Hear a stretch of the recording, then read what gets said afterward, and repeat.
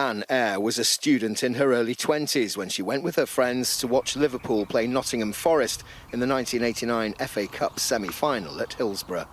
She and thousands of other fans had no idea that it would become the worst disaster in British sporting history and would continue to affect her to this day. Time is not only not a healer, time actually has made it worse for many of us.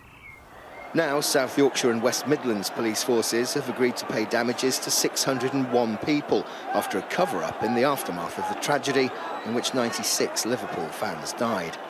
Anne was one of the lucky ones, pulled out of Pen 3 of the now infamous Leppings Lane stand when the fatal crush started. There was the trauma of the day, but the cover-up, I would say, for many of us, I can speak personally, was almost a much bigger challenge to deal with. And survivor guilt, sadly, for some of my friends and others that we're in touch with as survivors, has even proved fatal. It's so difficult to live with the ongoing guilt and having been blamed, even though we knew that we were not responsible.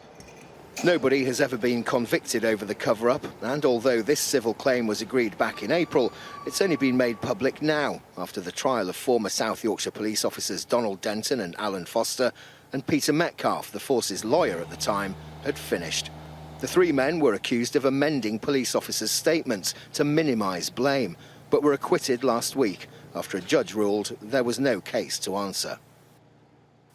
In a statement, South Yorkshire Police said, "We acknowledge that serious errors and mistakes were made by South Yorkshire Police, both on the 15th of April 1989 and during the subsequent investigations.